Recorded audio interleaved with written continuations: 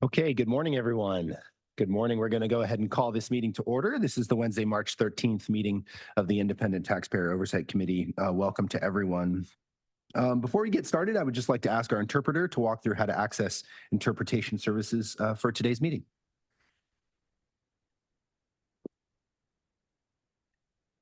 Announcement from the interpreter. To use the interpretation feature, please scroll to the bottom of the Zoom screen where the meeting controls are. Click on the interpretation icon, World, and select English as your language. If you are joining through the Zoom mobile app, cell phone, tablet, etc., please press the ellipsis, then interpretation, and then choose your language. Finally, click on Mute Original Audio to not hear the original Spanish low in the background. Headsets are available for interpretation. If you are in the meeting room, please check out a headset from the receptionist in the lobby. Aviso por parte del intérprete. Para hacer uso del servicio de interpretación, favor de desplazarse a la parte inferior de la pantalla de Zoom, donde aparecen los controles. Haga clic en el icono de interpretación, globo terráqueo, y seleccione Spanish, español. Si está utilizando la aplicación móvil de Zoom, celular, tableta, etc., presione los puntos suspensivos, luego interpretación y luego el idioma. Si no desea escuchar el audio original en inglés en el fondo, por favor seleccione Mute Original Audio, silenciar audio original. Contamos con auriculares disponibles para el servicio de interpretación. Si se encuentra en la sala de reunión, favor de pedir auriculares con la recepcionista en el vestíbulo.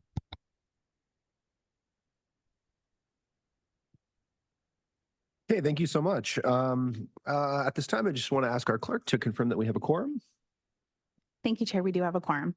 Thank you, Madam Clerk. Okay, as always, thank you so much to staff for all their efforts in pulling this meeting together. Just want to briefly talk about how this meeting will work today. We will take in-person public comment, followed by virtual public comments. If you're a member of the public joining us here in the room today, please submit a speaker slip to the clerk and you'll be called at the appropriate time. If you're joining us via Zoom, please continue to raise your virtual hands and you will be called at the appropriate time. As always, we want to make sure everyone knows that participation is possible both in person and via Zoom. At this time, I'd like SANDAG's financial analyst, Vanessa Leon, to provide a quick reminder on how the public and virtual comment will work. Vanessa. Thank you, Chair Franco. We will take both in-person and virtual public comments. As noted on the cover page of today's meeting agenda, in addition to emailing comments, the public may also provide live comments during today's meeting. In order to provide live comments, you can join today's Zoom meeting through the link or by dialing one of the numbers from your phone that provided on the cover page of today's meeting agenda. Join the meeting by clicking on the Join Webinar link provided in the confirmation email you'll receive upon registering. When public comments are called for an item on the Zoom platform, click on the Raise Hand icon in the Zoom toolbar. The chair will call on you by the name you provided. If you're participating by phone, press star 9. The chair will call you by the last 3 digits of your phone number. The instructions for providing live comments are also on the bottom of the cover page of today's meeting agenda, which can be accessed from the web homepage of SANDAG's website at www.sandag.org. All comments, whether emailed or live, will be made part of today's meeting record. Thank you. Thank you so much, Vanessa. Okay, we're going to begin our agenda today with item number 1. This is public comments, communications, and member comments. This is the opportunity for any member of the public to address the committee on an item not on today's agenda. Madam Clerk, do we have any public comments? Thank you, Chair. I see no hands from the public. Thank you. Okay, at this time, we will hear our agency report today from Mr. Tujan. Thank you, Chair Frankel. Good morning, committee members. Be a little patient with me today. The report is rather lengthy, but it's all good news for SANDAG and the region. So this week, SANDAG celebrated several new funding awards that are critical to enhancing transportation infrastructure in the region. Every dollar earmarked for the region helps us advance our work program and make the most of our TransNet dollars. SANDAG was selected as one of the 3 recipients in the new statewide Reconnecting Communities pilot program, working with our partners of Caltrans, the City of San Diego National City, and the community-based organizations. This project aims to reconnect parts of the southeastern region that have been historically cut off from opportunity by past transportation decisions. The new pilot program will advance transportation equity and help deliver a community-driven vision to reconnect underserved neighborhoods with green spaces and transit-oriented development. Additionally, through the federal transportation bill, SANDAG and Caltrans secured nearly $8 million to support 5 community projects. Among the projects, these funds will help make headway on 2 transit major corridors. Almost $1 million was secured to support the construction of the I-15 SR70H HOV managed lane connectors. More than $1.1 million towards expansion of managed lanes on the I-5, promoting smoother travel between the SR78 and Harbor Drive in the southbound direction. And additionally, $500,000 was awarded to SANDAG to study 11 at-grade crossings within the Lausanne corridor in downtown San Diego, laying the groundwork for an enhanced safety and efficiency of the line. Speaking of the Lausanne corridor, in just a few weeks, we'll begin the next phase of stabilization efforts for the Dalmar Bluffs. This will be SANDAG's 5th stabilization project to protect the Lausanne rail from erosion. This spring, we'll also be starting environmental work for the Lausanne realignment project to move the tracks off the Dalmar Bluffs by 2035. We expect the scoping period to start next month, and as part of that process, we'll be seeking public input from people across the region on the realignment options and hosting an open house to engage directly with the community. In partnership with Caltrans, we are currently working to bring more transportation options to the area surrounding I-8 and are seeking public input on the draft comprehensive multimodal corridor plan for Interstate 8 named the Kumeyaay Corridor CMCP. These corridor plans are one of the strategies we're using to blend data and public input to implement the regional plan. And they allow us to compete for certain state and federal funding and grant opportunities that can help us turn plans into reality. We're hosting a webinar on March 20th and seeking public comment through April 6th. Input on the draft plan is important to make sure we have the right set of projects and programs to best serve the community. We appreciate everyone who's taken the time to share their thoughts so far. Transit is truly helping our region stay connected and a good reflection of positive changes and progress made from the Early Bike Action Program. We are making good headway with 3 bike projects that are actively in construction, 3 groundbreaking anticipated through the year, and 3 openings slated in the next 18 months. One of those groundbreakings will also be taking place next month. The Imperial Avenue Bikeway project in southeastern San Diego will kick off construction efforts, and we will begin community outreach efforts this coming weekend. We'll be focusing on helping people know what to expect during construction and answer questions that they may have. We're also picking up speed on the Airport Transit Connection project, working to streamline project delivery by combining the state and federal environment process going forward. This next milestone is a critical step in moving this much-needed project and creating a direct transit link to the airport. We'll keep you updated as the project nears the start of the environmental phase. Thank you, Chair. That concludes my report. Thank you so much, Andre, for your report. Any questions or comments for Andre this morning? No, all good news today. Thank you, Andre. And do we have any other member comments? No, seeing none. Okay, thank you so much. We'll move to our consent agenda today. There are 3 items on consent, 1 requiring approval. Do I have any questions or comments on the consent agenda? Seeing none, do I have a motion? This would be, a motion relative to item number 2, the approval of the meeting minutes. I'll make motion to approve the meeting minutes. Rivera. Second. Thank you. We have a motion by Mr. Rivera and a second by Ms. Babaki. Public comments on. Excuse me. Thank you so much, Michelle. Madam Clerk, do we have any public comments on the consent agenda today? Thank you, Chair. There are no public comments on this item. Thank you so much. Okay, with that, we do have a motion on the floor. Madam Clerk, please call the roll. Thank you very much. For Biology Environmental, Lorraine Alquist. Approve. For CEO Private Sector, Sunny House. Approved. Contractor Construction is absent. For Finance Budgeting, Miriam Babaki. Yes. For Licensed Civil Traffic Engineer, Frank Rivera. Approve. For Licensed Engineer, Les Hopper. Approve. And for Real Estate Right-of-Way Acquisition, Chair Frankel. Yes. That motion passes unanimously with those members present. Okay, thank you so much. We'll move on to our report agenda today, beginning with item 5. And item 5 has 2 components today, a 5A and a 5B. Both are related to the fiscal and compliance audit results. And we will begin with item 5A, which will be presented by Marcus and Andre. Marcus, good morning. Good morning, Chair. So I will be presenting the draft TransNet fiscal and compliance audits for fiscal year 2023. Before handing this off to Shannon, our auditor, I just want to introduce this item and provide some background, especially for our new members. In accordance with the TransNet ordinance, the ITALC has the responsibility to conduct the annual fiscal and compliance audits of agencies that receive TransNet funds. ITALC is required to share the initial audit results and its recommendation to the Transportation Committee 60 days prior to its release to resolve any inconsistencies and technical issues. There are two components to this item A and B.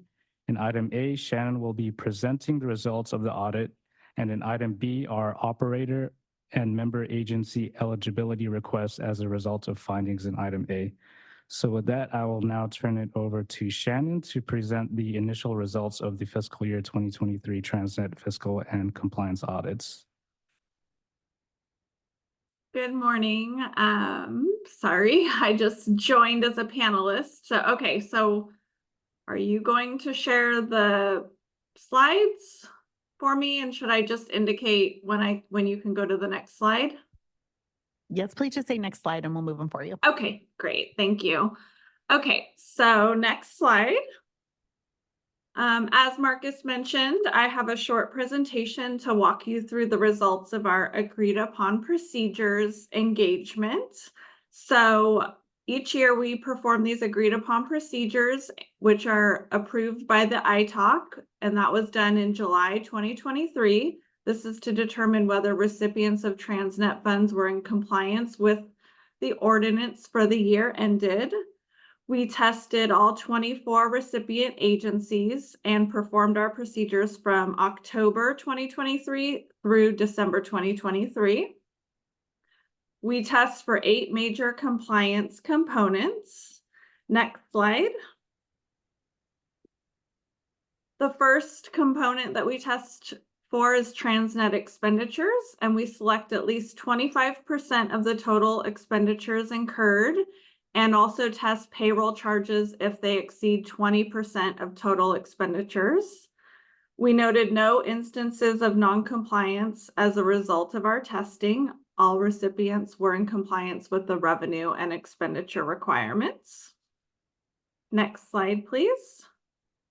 The second, maintenance of effort requirement. Each agency shall maintain the same level of local discretionary funds expended for street and road purposes on average over the last 3 fiscal years. And again, all recipients were in compliance with the MOE requirement. Next slide, please.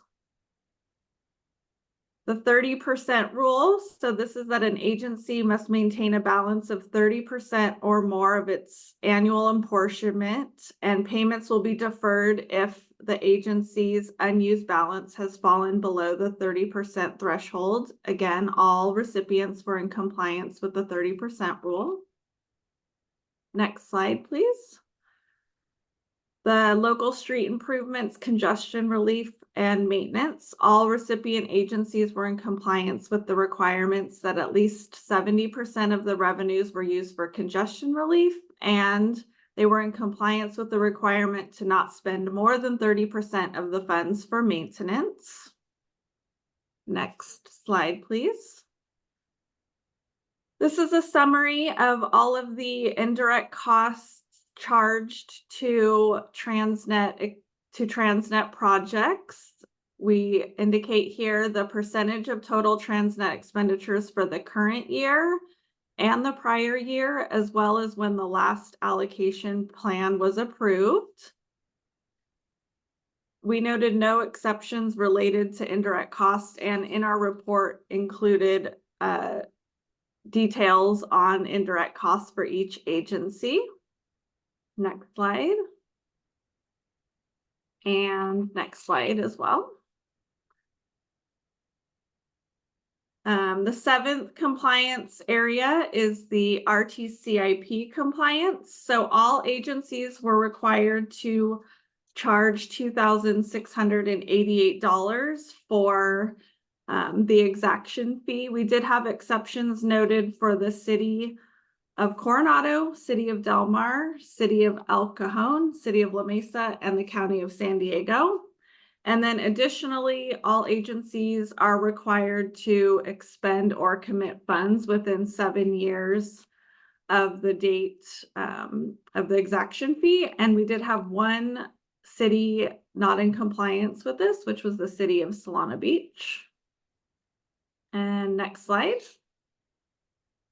And lastly, we have compliance with the transit operator eligibility. So each transit operator is required to limit their increase in operating costs cannot exceed the increase in CPI, and both MTS and NCT did not meet this requirement. And then their increase in operating costs per revenue for vehicle hour for rail services can also not exceed the increase in CPI. And again, MTS and NCTD did not meet this requirement.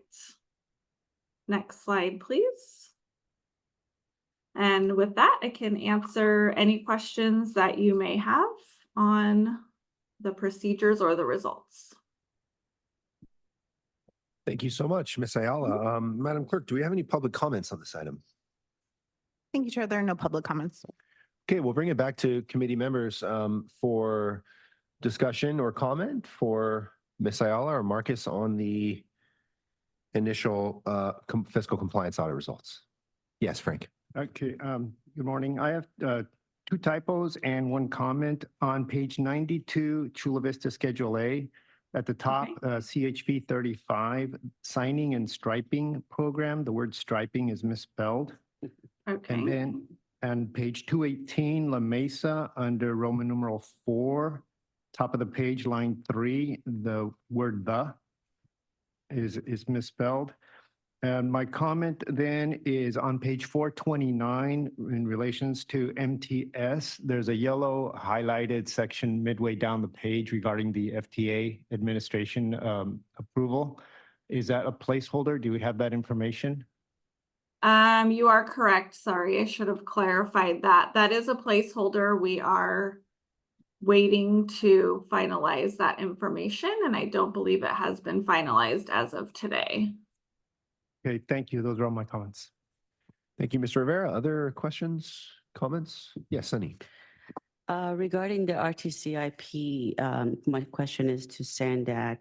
What is typically done to make sure the cities are in compliance with that? What's your role in follow-up?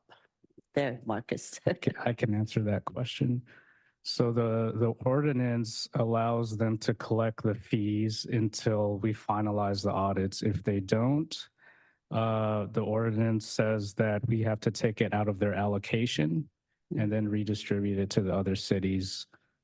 But the ordinance also allows them to make the RTCIP fund whole by other means, such as funding the RTCIP through their local funds or transfer to the from their general fund to make the fund whole. Okay, so they can't go back and recollect whatever they haven't collected from, the projects and things like that. That's correct. Okay. Unfortunately, the ordinance says once the audit is finalized, it's either you pay. Yeah, they have to make the fund whole. Okay. So is that the intention for these agencies to make them whole? If they don't finalize, then yes.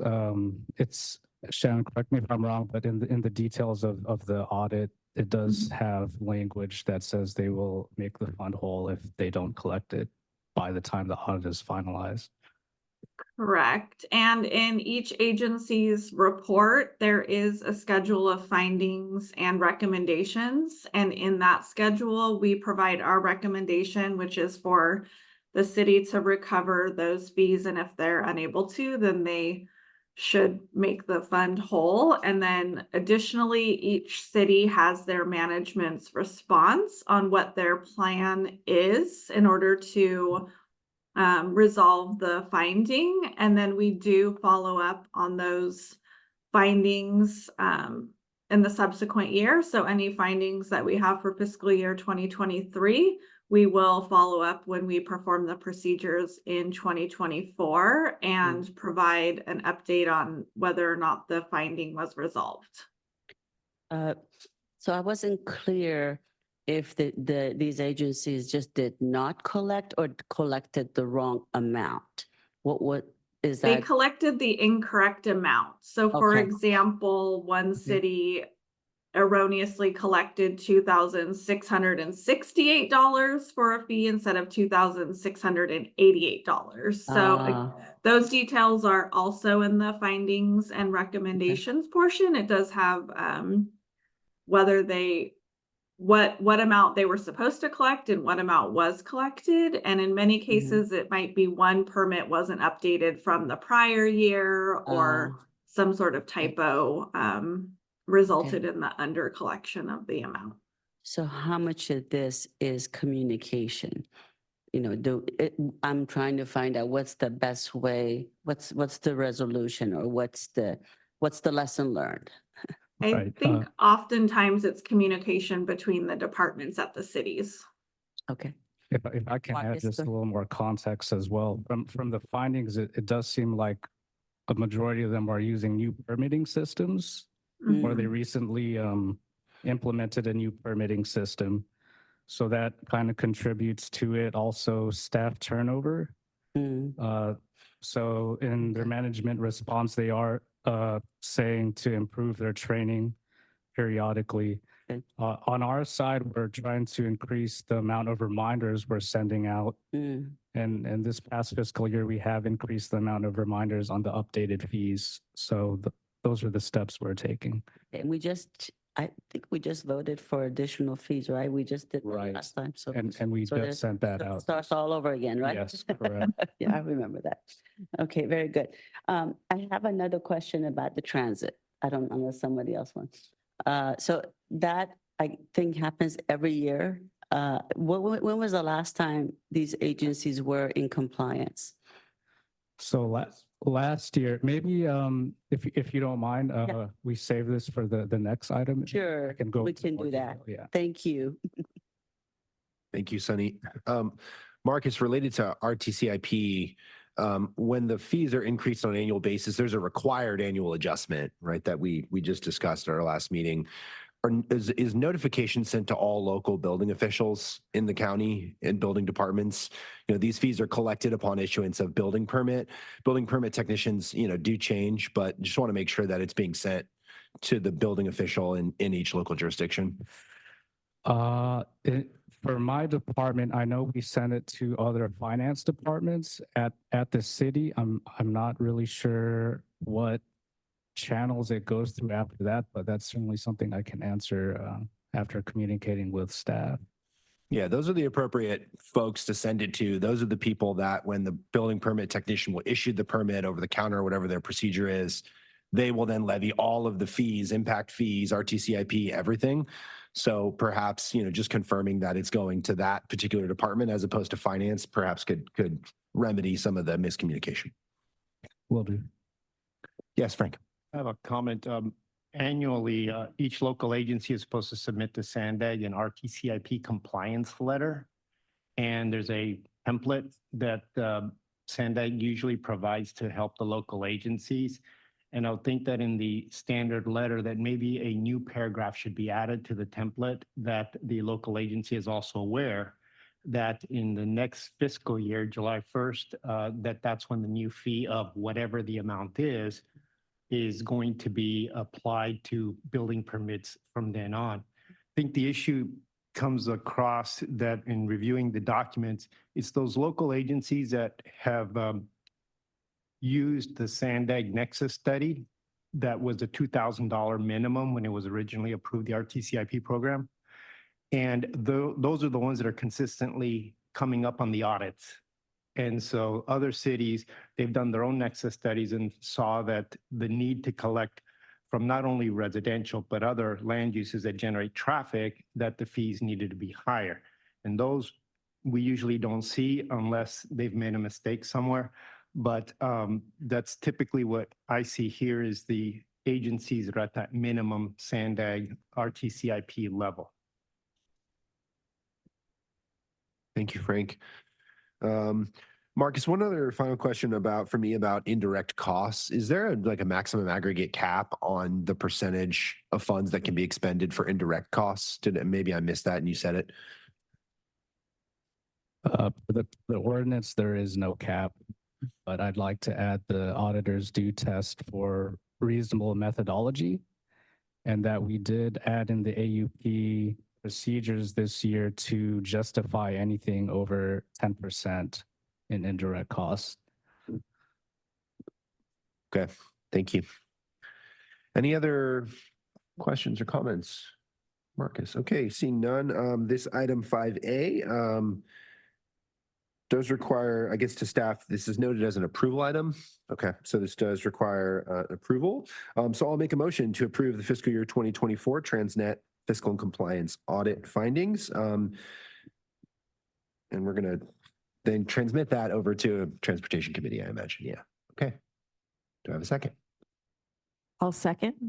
Great. Thank you, Lorraine. Madam Clerk, please call the roll. Thank you. Chair, I just want to just call for public comment before we take the vote, if that's all right. Oh, sure. Sorry. I thought I thought I did that at the beginning. Sorry. Thank you, Francesca. No. Being overly cautious. Yes, thank you. Thank you. All right. For biology environmental, Lorraine Alquist. Approve. For CEO private sector, Sunny House. Approved. Contractor construction is absent. For finance budgeting, Miriam Babaki. Yes. For licensed civil traffic engineer, Frank Rivera. Approve. For licensed engineer, Les Hopper. Approved. And for real estate right-of-way acquisition, Chair Frankel. Yes. And that motion does pass unanimously with those members present. Great. Thank you so much. Okay, now we will move on to item 5B, which is our TransNet funding eligibility requests. And we'll go back to Mr. Pasquale. Thank you, Chair. So this item will be for the TransNet eligibility requests. Part of the procedures are to ensure compliance of operator and local street and road recipients so that they can continue receiving their annual allocation. We have 3 requests from NCTD, MTS, and Solana Beach. Pertaining to NCTD and MTS's request, Section 4C5 of the ordinance states that to maintain fund eligibility, total operating costs per revenue vehicle mile for bus and rail services from one fiscal year to the next may not exceed the Consumer Price Index or CPI increase for San Diego County over the same period. The ordinance also states if there were unusual circumstances, the ordinance allows the operators to either calculate the requirement as a 3-year average or exclude certain costs. Both operators are choosing to elect the 3-year average, bringing them into compliance for both bus and rail services. I would like to point out that the Consumer Price Index or CPI experienced negative growth this year due to an unusually high CPI in FY22. For the operators to be in compliance, operating costs would have had to decrease by 1.83%, which is the decrease in CPI from FY22 to FY23. Approval of this request by the Board of Directors would enable compliance with Section 4C5 of the ordinance, and NCTD and MTS would be eligible to receive all apportioned FY24 TransNet revenues. Should the board choose to not approve the request, NCTD and MTS would remain in non-compliance for FY23 and would be eligible to receive FY24 TransNet revenues equal only to those received in FY23, adjusted for any increase in CPI. We also have an eligibility request for the city of Solana Beach, which did not expend or commit $754 within 7 years of receiving the funds. The city passed council resolution on November 8, 2023 to amend the 2023 RTIP listing of projects and commit the RTCIP funds in fiscal years 2024 and 25. The ordinance allows cities to request until the 10th anniversary date to commit or expend the unexpended or uncommitted funds. These eligibility requests are scheduled for consideration at the April 9th, 2023 Transportation Committee meeting, with action on the request scheduled for consideration at the April 26th, 2023 board meeting. Any comments received from the ITALK will be conveyed to the TC and the board. So we also have representatives from NCTD, MTS, and Solana Beach, as well as their formal signed requests on attachments 2, 3, and 4, if the ITALC has any questions directed for them. And that will conclude my item. Thank you so much, Marcus. Madam Clerk, do we have any public comments on this item? We have no public comments on this item. Thank you. Okay, we'll bring it back to committee members for questions and discussion. We'll start with Sunny as a nice continuation from the previous item. Okay, now let's go back to it. So tell me history. I know we've had considerations with this index, as a measure. So has there been compliance in the history of ordinance with this type of a comparison? So usually they are not in compliance. Interestingly enough, last year MTS was in compliance. And so I would say that's pretty rare. Because it was a very high CPI index. Precisely, yes. Yeah. Mhm. Okay. Okay. My question for SANDAG is, I know there were discussions for the ordinance amendment. Is this something that is being considered? Michelle, you know this was coming. Oh, Susan and I were just talking about it. Yes, so we did bring this to the subcommittee. What they did approve is, instead of using CPI, we use the increase that affects the TDA. So that was approved by the subcommittee, but we have yet to bring it to the board for final adoption. Oh, okay. So TDA. So how much explain. ever TDA increases by, we would increase it instead of the CPI. Okay, explain what TDA is. Oh, sorry, Transportation Development Act. So Thank which you. usually increases in relation to TransNet. So Okay. it's closely related to the TransNet program. Okay. Okay, so that's something that will be proposed in the amendment. It's just a matter of timing. Correct. Thank you. Thank you. Other questions or comments? Yes, Les. I just have a question on the CPI, and it sounds like that's moot because we're moving to TDA, but still, I'm curious about that kind of thing. Is the CPI national CPI or local CPI? And if it's national, does that include food and energy, or is that taken out? Like how do you calculate that? I believe it's like a San Diego County, really specific. It's usually Southern CPI. California includes LA, and it's usually related to construction. It's not all CPI. It's kind of like related to construction projects. Yeah, thanks. Okay, that helps. Other questions, comments? If there are no other comments, I would like to recommend to go ahead and consider the funding for Solana Beach and approve the transit. Let's see, what's the second one? Transportation. Okay, approve the fact that they were not in compliance. Does that make sense? Yes, Sunny. And before the motion, I just have maybe a couple other questions. So section 4C5 of the ordinance allows for the averaging over the last 3 years in the event of, quote, unusual circumstances. What are the unusual circumstances in this particular instance?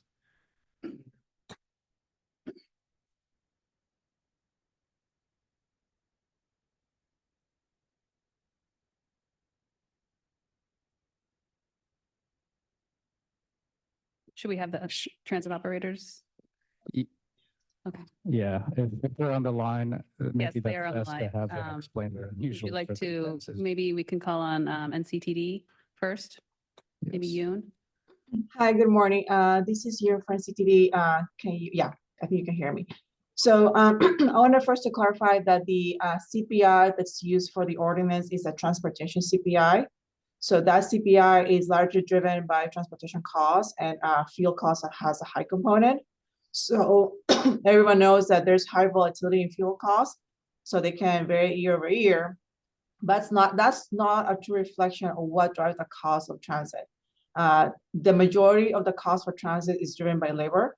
A lot of those operators and then maintenance staff, they are under collective bargaining agreements where they have guaranteed rate increases year over year. For NCTD, that ranges somewhere between 2.5% and 3%. So as you can see, there's already disconnect about the largest driver of your cost which is labor and professional services, and makes up more than 80% of your expenditures, increasing at a rate of 2-3%. And everyone knows that if you have been going out to bid for construction projects, you have seen your construction projects increase dramatically just because of the cost of labor.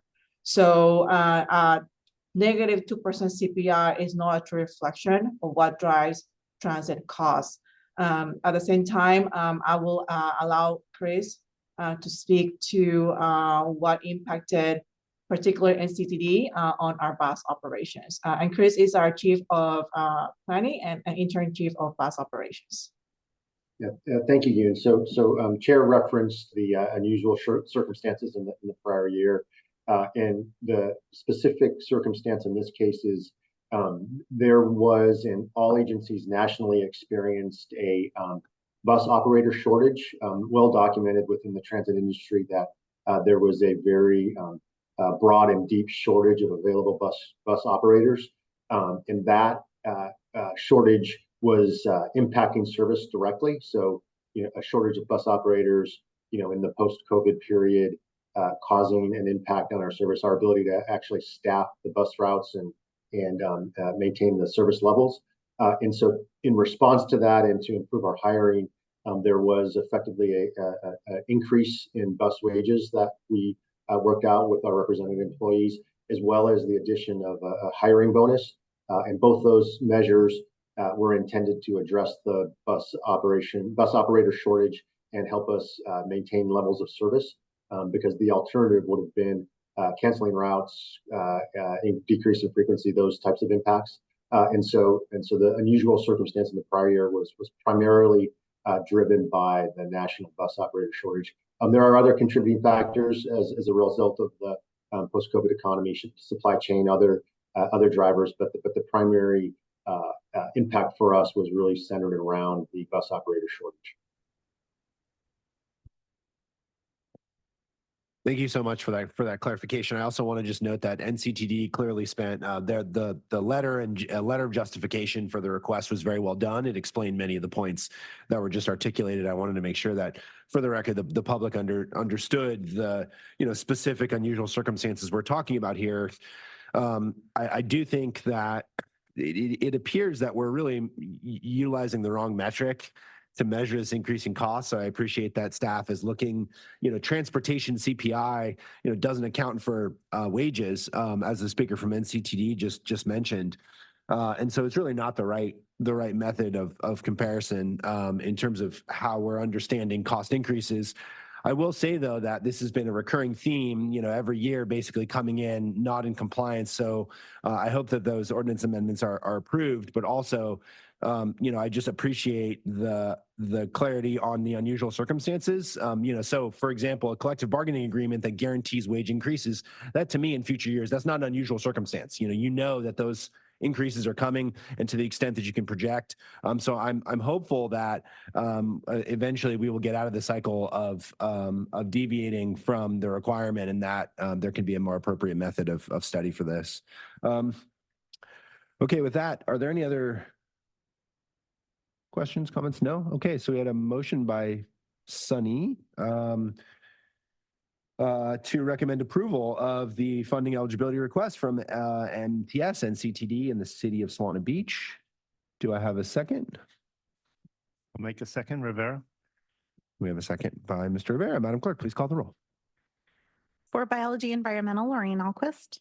Approve. For CEO Private Sector, Sunny House. Approve. Contractor Construction is absent. For Finance Budgeting, Mariam Babaki. Yes. For Licensed Civil Traffic Engineer, Frank Rivera. Approve. For Licensed Engineer, Les Hopper. Approve. And for Real Estate Right-of-Way Acquisition, Chair Frankel. Yes. That motion passes unanimously with those members present. Okay, thank you so much. We will move on to item number 6 today, which is the draft fiscal year 2024 TransNet Triennial Performance Audit. And I believe this item will be introduced by Mr. Dijon, and will be followed by Sunny. I'll go first. Sunny, excuse me. Swap that order. The item will be first introduced by Ms. House, who's chair of our subcommittee, followed by Mr. Dijon, followed by our auditors. Thank you. Thank you, Chair Frankel. Thank you, everyone. ITALK has certainly been busy in the last few months with all these different audits. Every 3 years, by ordinance requirements, ITALK conducts a triennial audit to make sure that every expenditure of transit funds are in compliance with the ordinance. And in a few minutes, you will hear from Andre, as well as Kathy Brady and Grace Park and Kelly from Soberg Evashenk, who are our auditors. Before I turn it over, I just want to first of all thank SANDAG and the team, your staff, as well as the executive team for their attention to this. This is very time consuming, I understand, and a lot of questions were asked. So I think it's important to have that relationship and a communication. I also want to thank Colleen, who has really given her commitment along with her team to make sure that the recommendations of the audit are resolved, and we are basically working our way towards anything that's not in compliance. I also want to thank everyone and the team of Soberg Evashenk, who has done very well and has listened to the subcommittee, which was made up of Chair Frankel, myself, and Les Hopper, and worked with us closely to make sure that we really meet all the requirements and the needs and our concerns as well. So I'm going to turn it over to Kathy, I believe, or to start. Is that good? Okay, Kathy, go right ahead. Thank you. Absolutely. Can you hear me okay? Again, I'm Kathy Brady with Grace Park and Kelly Hansen. We're from Soberg Evashenk Consulting, which is a mouthful to say. We're here to present the fiscal year 2024 TransNet Triennial Performance Audit. Our firm's based out of Sacramento, and we specialize in public sector audits and consulting. So we do lots of specialties. We're generalists, but lots of specialties in transportation, transit, and in the construction sector. We have been the ITALK auditors for the past several years on these performance audits, looking at a lot of different topics each year. They vary, but the one thing that does not vary is that we follow generally accepted government auditing standards. It's a big yellow book. There's lots of provisions that we have to follow, and they relate to things such as objectivity and independence, competence, having evidence for the work that we do. So thank you. I'm going to put it over here. We're not IT auditors. There we go. Yeah, so I've already talked through that. So this is for the fiscal year 2024 audit. ITALK asked us to look at these 8 general areas. There was questions built into each of these, but this is sort of a quick topic list for you to see, and that's what our results are in the report. For the presentation, we wanted to primarily focus on sort of 4 areas. First, we focused on major corridor and what has been done against the ordinance over the last 3 years. The second area that we're going to primarily focus on is what's remaining to be done against the ordinance that was pledged in 2004-05. And are they included in the 2021 regional plan? Third, are there plans in place to fund those remaining projects with some known funding shortfalls that you have? And then fourth, have prior year audit recommendations been implemented related to those first 3 areas that I talked about? So basically, we're going to go through items 1 through 4 and 7, and we'll touch upon the other ones as well. Overall, we found that SANDAG reported progress in many areas over the last 3 years with plans to do future works, but the data did not clearly link those projects with the original ordinance commitments. Is that not yet? We'll get to that one. Nor for the future plans to link it to what's in the regional plan. So there's things that affect that. There's the funding shortfalls, there's external legislation, there's eligibility requirements that all impact those future projects. And all the changes can be made in the ordinance. We just need SANDAG to demonstrate that progress against specific commitments, where the different options are planned to be in the location and what specific improvements were to be made, managed lanes, that sort of thing. So we make several critical and high priority recommendations to address the areas that we'll talk about today. And I'm going to turn it over to Kelly to get into some details, and then it'll swing back to me. Can everyone hear me all right? Yes. Okay. So first, we focused on what major corridor projects were completed, and then we attempted to identify how those projects aligned with the original scope of improvement. For example, adding 2 managed lanes or expanding lanes, as well as the location and boundary for the improvements, such as between State Route 54 and State Route 125. As was a finding in previous years, there was no clear link of project scope and boundaries delivered against ordinance commitments. In other words, a crosswalk hadn't been developed or maintained. We ourselves attempted to perform this crosswalk, but were unable to due to the data received, which in many cases was inconsistent or unclear or both. While SANDAG did report progress and there was some evidence of progress, we were unable to align or verify projects delivered with specific ordinance scope and boundary commitments. In past audits, we've made recommendations to address this issue. They may not have been fully understood, so we try to be a bit more prescriptive with this audit in our recommendations. As such, we're recommending that as a first step, SANDAG ensures executive management designates staff to have assigned responsibility for tracking progress against the ordinance plan pledges at a detailed location and scope level to demonstrate what actual improvements were made and where. We're additionally recommending that SANDAG revamp or create new tools or spreadsheets to document that comprehensive tracking of the major corridor project delivery against the ordinance plan scope and locations.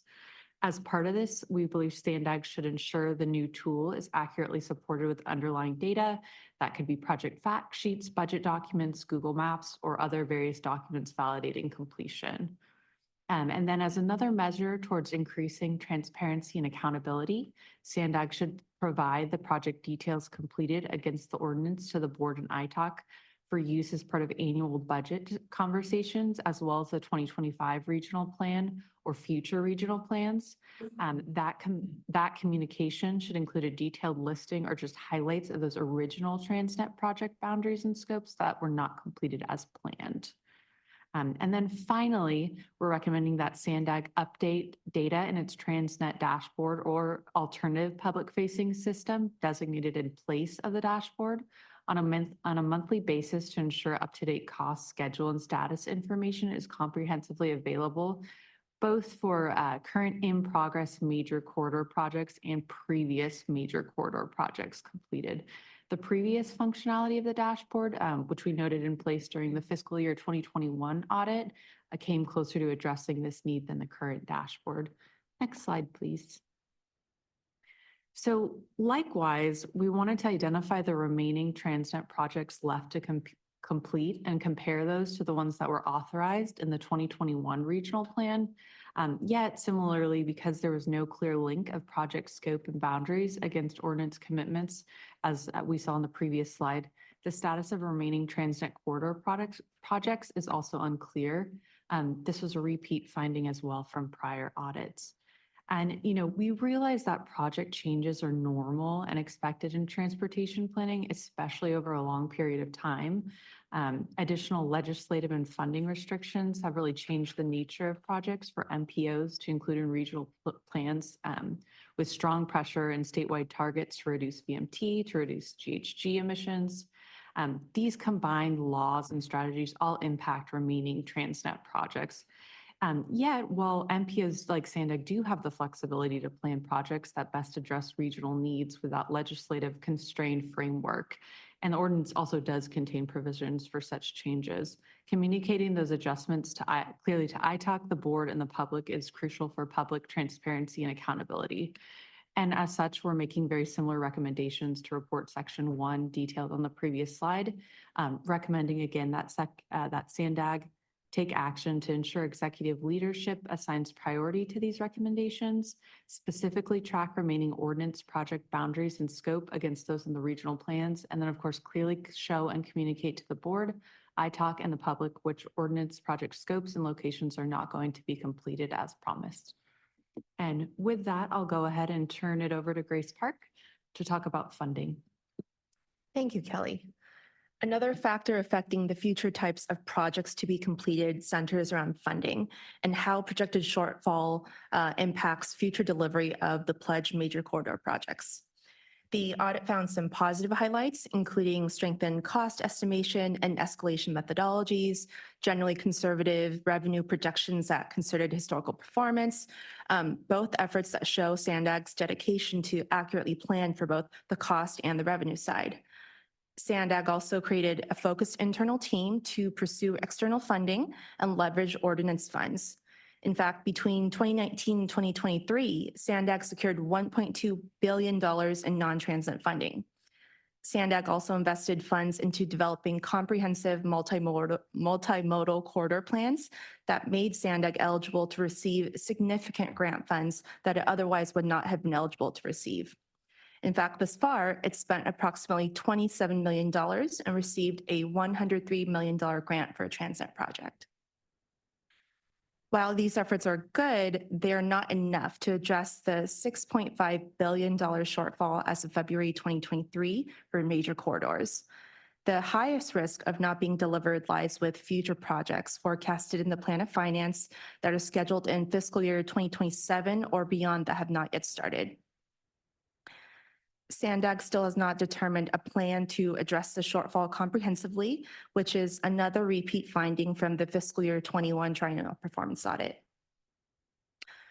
Moreover, we found that there was no established or vetted methodology to reprioritize TransNet projects comprehensively against the limited funding that is available.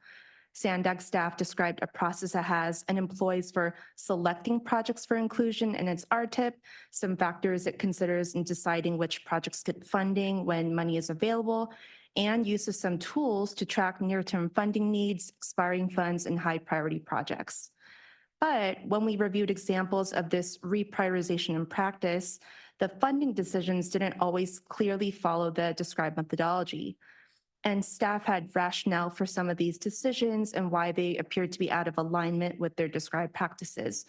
But for a taxpayer-funded program, this reprioritization process should be vetted, transparent, and clearly communicated so that constituents know exactly why some projects are moving forward with receipt of funding while others are not. The recommendations for this section focus on SANDAG presenting the details of its TransNet Plan of Finance with specific amounts of the shortfall, timelines, and what impact it has on project delivery. This includes developing and discussing specific options with timelines on action steps to address those shortfalls and developing a formal and vetted methodology for reprioritizing projects. Next slide, please.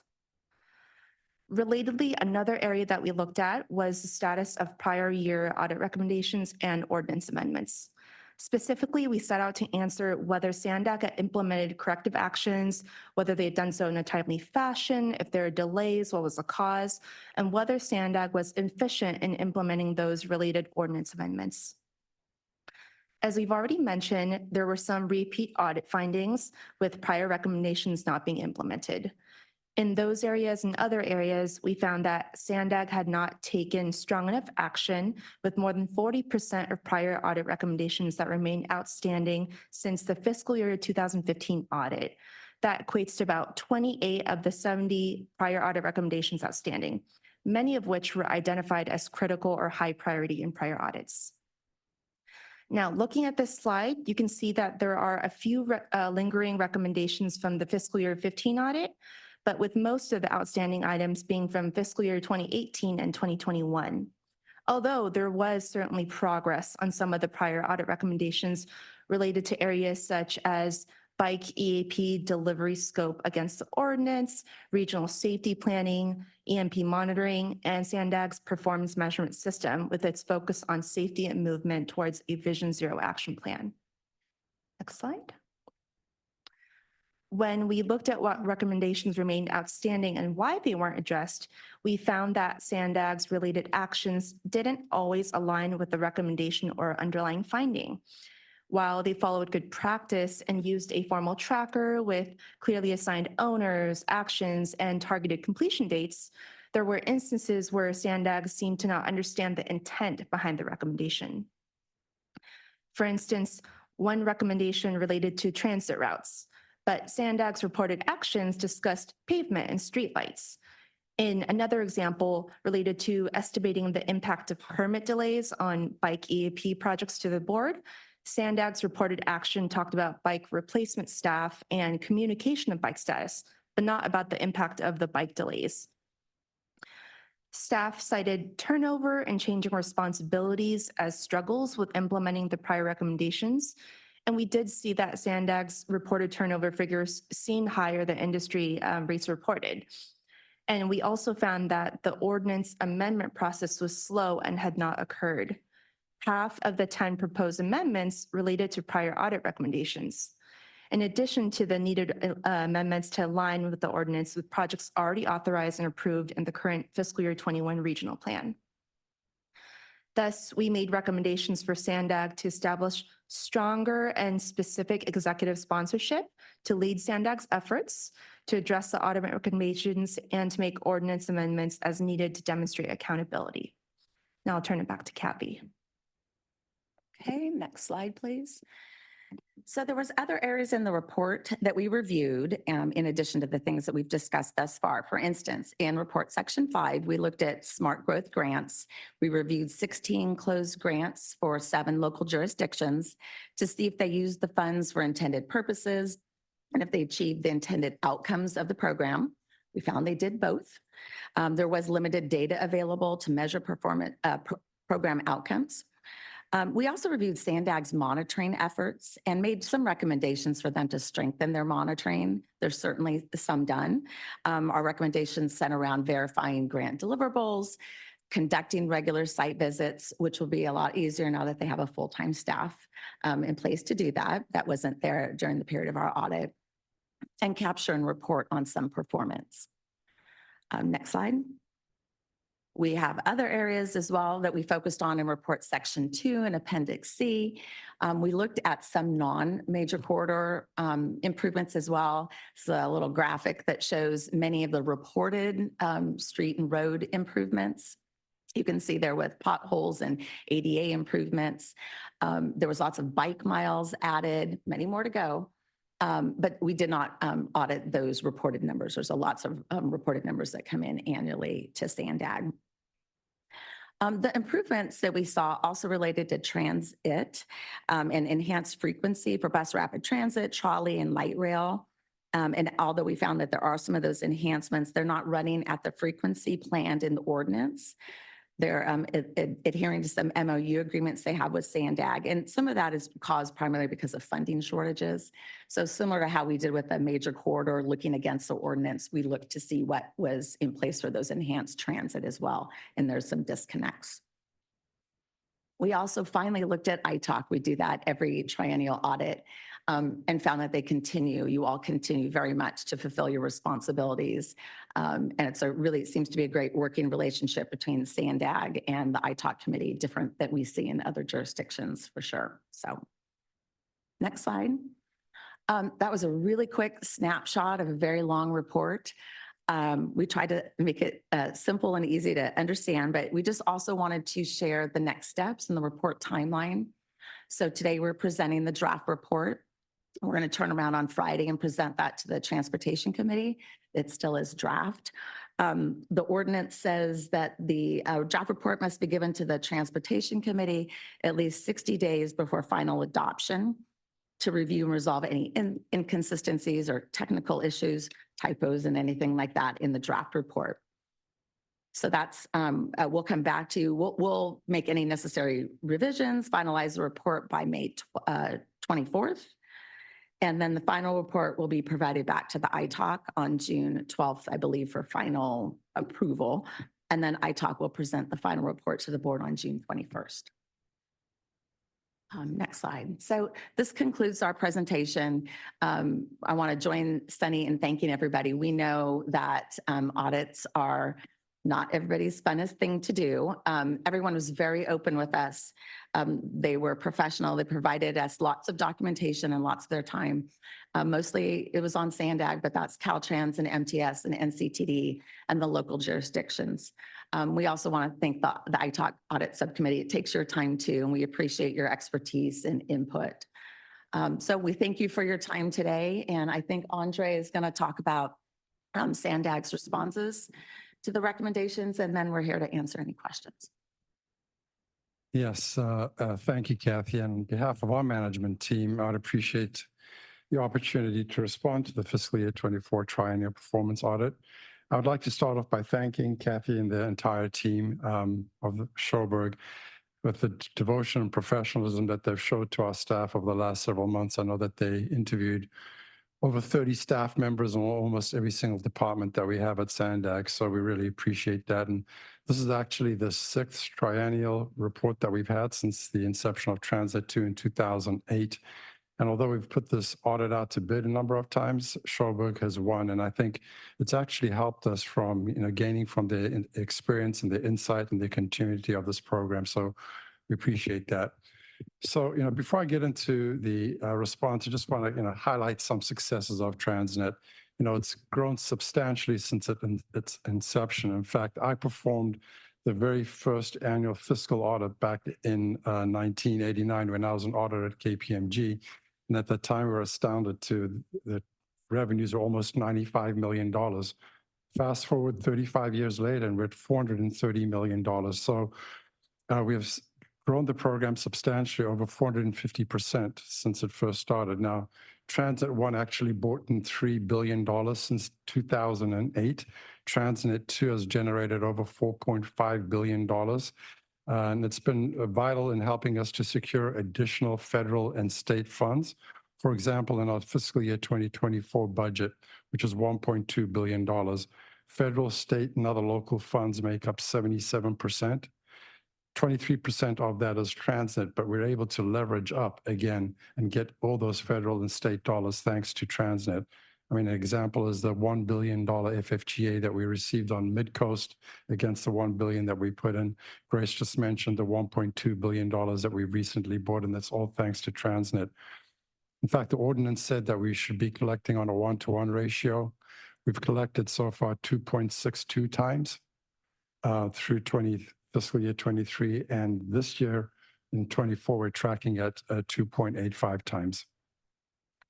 So annually, about half of the transit revenues pass through to our local jurisdictions and the transit operators and local system and transit improvements, including operations and supporting capital improvements.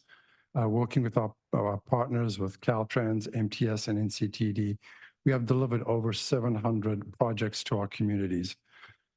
Also, I want to remind you that this is a performance audit, not a financial audit, and the Commission has had clean, unqualified opinions for 34 years in a row. Also, we are a AAA rated entity by both Fitch and Moody's, which is very unusual because only 5% of municipalities throughout the country have AAA ratings, 2 of them. But as successful as we have been in leveraging our outside funds, delivering projects throughout the region, clean financial reports, and the highest ratings, we do have some administrative duties that we need to be followed up on. I could just follow the, thank you. So in Appendix D of Schoberg's report is a 9-page document of management's formal response, along with a proposed plan for implementing the recommendations. Now, Schoberg's report was broken down into 5 main sections, and our responses are listed by priority from critical, high, medium, or low for each recommendation. Today, I do not intend to go over each of the recommendations in my report orally. However, obviously, if any of the committee members want to dive into any of those, staff and I are certainly here to answer any questions. Rather, what I want to do is I want to plan to address management's overall approach and how we intend to move forward to address all the recommendations. Now, as you just saw in the previous item, our finance group is responsible for coordinating at least 20 types of audits on an annual basis, being fiscal audits, performance audits, compliance audits, or reviews, agreed upon procedures, including this report, the TransNet Triennial.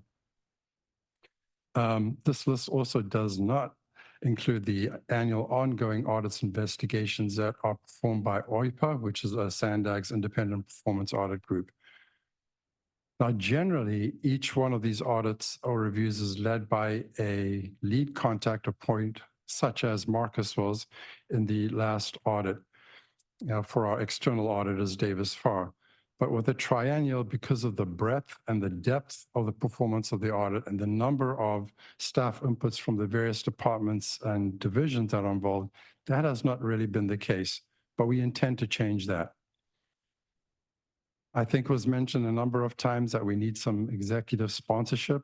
Colleen Clemenson, our interim CEO, has asked me to take the lead on behalf of our executive team. By the way, Colleen really wanted to be here for the presentation today, but unfortunately, she had to be in Sacramento. So I'm currently responsible for two departments, the accounting and finance team, and then Susan's team, which is the financial planning, budgets, and grants team. As you can see over here, we have 4 divisions right now: the budgets, the grants, the financial strategy and programming, the capital project office. And now we are going to propose to have the 5th one, and that's going to be the TransNet program. And that's going to be led by a manager as well. So for example, right now, Michelle is our manager of financial programming. We intend to have a staff position lead the TransNet program. So SANDAG is committed to improving our transparency, delivering on our commitments to the region, and ensuring the financial integrity of the TransNet program. And I think by adding this TransNet staff, we will be able to accomplish some of or all of the triennial performance audit recommendations. This staff member will also lead the TransNet steering committee to ensure that all the divisions and departments responsible for the audit recommendations are completed in a timely manner. Now, as you can see from the circular diagram on the right-hand side, almost all of SANDAG's departments will be included in the steering committee, including the regional planning team, the IT information technology team, the data analytics, visual communications, etc., including a lot of Susan's divisions too.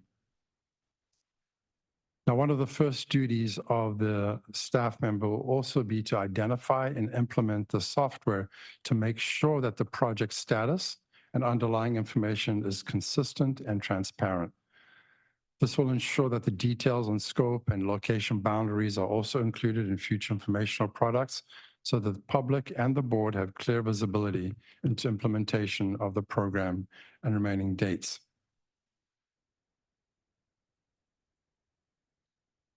So this is a timeline of what we expect. And if you just kind of focus right now on the upper section, just last week, we posted our agency fiscal year 25 draft budget to our website, which is now open to the public for comments as well as our funding agencies. And over the next couple months, we'll be developing from the draft to the final budgets. And we'll be funding for these efforts, specifically what I just described, the new staff member, along with the time that is anticipated for the steering committee and the new software. These will be included in the final draft fiscal year 25 annual program budget. And so pending board approval, we'll move forward with our plans starting in July of this year. Our staff is currently developing an Excel spreadsheet to track past, current, and future projects against the TransNet ordinance. And of July of next year, we will be having those enhancements to our websites for increased transparency. And by July of the following year, we actually expect to have implemented the new project software for future years. Now, looking at the bottom half of the timeline, later this year, the plan of finance will be presented to the ITALC, the board of directors. And once the regional plan is released, we'll provide the documentation of the alignments of the 2025 regional plan and the TransNet ordinance. So SANDAG will continue to have clear and detailed discussions on how best to deliver TransNet projects consistent with the current laws and requirements through ongoing discussions on the regional plan and future plans of finance. Over this 2-year period, we hope to address all the audit recommendations And we'll come back to you, the ITALK and board, on a quarterly basis with updates as to the progress that we have made. In fact, I present a quarterly financial market update on a quarterly basis to the ITALK and board, and that's where we will present the updates as we move forward. Now, I'm confident that based on these changes discussed today, we'll be in much better shape by our next triennial review in fiscal year 23, the ultimate goal of being accountable, transparent, and enhancing efficiency. With that, Chair, that concludes my report, and staff and I will be available for any questions. Thank you. Thank you so much for those reports. Madam Clerk, I wanted to ask if we have any public comments on this item. Thank you, Chair. We have no comments from the public. Okay, thank you. We will move back to committee members. Questions, comments related to this item? Yes, Frank. I've got a couple of questions and comments. On the plan of finance, how often is that updated? Is it on a regular time frame, or is it based on certain economic conditions or indicators? You know, the plan of finance, we try to update at least every couple of years, but we've also done interim updates as things have necessitated. For example, going back to 2019, when we saw that there was going to be a potential shortfall, especially when COVID hit, we kind of updated the plan of finance. We updated 4 different areas that we really needed to focus on, and we basically hit all those goals. So really, it's every couple of years, but then like in 2019, we did an interim update as necessary.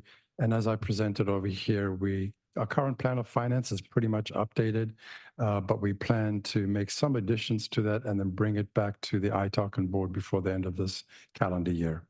Okay, thank you. And if I may add on to that, in the last couple of years, we have updated annually before we start our budget process so that we know where our funds are and related to our budget. Okay, thank you.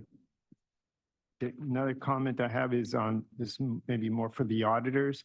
The word crosswalks was used many times throughout the document, and I was struggling to find a better term or a synonym because of the context that it was being used. Is it more of a checks and balances, or can you explain a little bit more on that, please? Yeah, we share your struggle on trying to come up with the right word, right?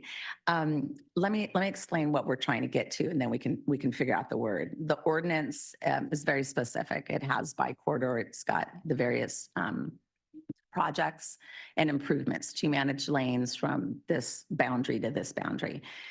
And then we have what was done and what we have planned to do. So we're looking for what's done in that corridor and that linkage. So it's a linkage, it's a crosswalk on how we got there, whatever it is, from if it's data in the dashboard, if it's data from a project management system, if it's data on someone's spreadsheet, really, that we can validate to see, did you do 2 managed lanes there, or did you do 1? And did you do it between like the SR 54 and 125, or was it in some other area? So we say crosswalk. We've used the word universe in the past when we tried to do that for the fiscal year 2021 audit. It's nuanced and complex. And as someone at SANDAG coined, that's not my term, but it's true. It's true. And it takes a lot of work. And, you know, SANDAG are experts to know, and you live and breathe and know the details on it. So it's easier for them to do. But it's a universe crosswalk linkage, just to say, this is what you said you would do. Did you do it? And why not? Because there's reasons why. All right, thank you. Another comment I have is on pages 526 and 527 of our packet, the bicyclist fatalities. Over the last few years with the popularity of electric bicycles, is there a statistic or something that maybe the increase is also due to the number of bicycles that were purchased during COVID and the boom of the electric bicycles in the county? Because I know there's a lot of instances where that was in the news, especially in the North County. And so I don't know if we have that information, or just all bicyclist fatalities are just one category. We can look into that. We do have staff that looks into that information, so we can get back to you on that. Okay, thank you. And then my last comment is on line 2 of page 535. It says 4-lane convention highway. I believe that should be a 4-lane conventional highway. So just a minor word tweak on that. And those are all my comments. Thank you. Thank you, Frank. Other questions, Les? Yeah, just a comment and one question for you, Andre. But first, Kathy and team, I just want to say thanks. It's an incredible amount of work that you guys did to put this together, and I'm still boggled at all the information that this contains. So thanks, and it's nice to see you guys in person instead of on Teams. So we're all real. And then also wanted to thank Andre, Colleen, and the rest of the SANDAG team for being so proactive and working so quickly to take actions on this. So we're very appreciative. And I guess my only question for you, Andre, is the new position that you're creating, are you guys going to do that internally or are you going to look externally for that? Yeah, any thoughts yet? Yes. So generally, we like to open up the positions to everybody, right?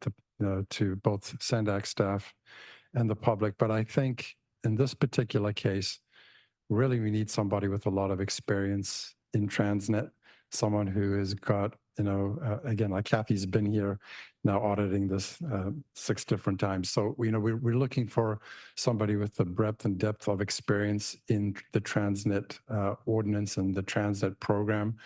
So although we'd open it up, in general, I would tend to think that somebody who has been with SANDAG for a number of years, somebody who's very experienced would probably be the person that maybe bubble up for the position, but certainly we're going to open it up and interview.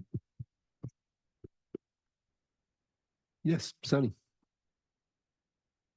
Just a comment. Thank you, Andre. I really appreciate this response. I think this is the first time since I've been on iTalk that I see, the higher level of attention to these recommendations and findings. And I think that's part of the reason why we've not been as successful in getting completions of some of the other prior audits. So I'm very optimistic that with the wonderful team that we have here with Michelle and Susan, everybody else, and with your focus and attention that this will get done, and with the dedicated staff. So again, I wanted to really thank all of you for the attention you're given. I think I'm very optimistic going forward.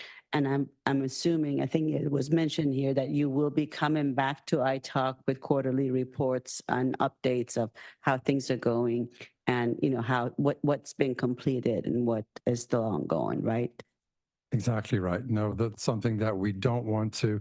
I think, we have a lot of annual audits and generally the audits come back the following year. So you want to make sure the recommendations are done. I think over here, there's a 3-year time period. And I think this was especially difficult. I mean, we talked about, I think Grace or Kelly mentioned the turnover that we've had, especially during COVID.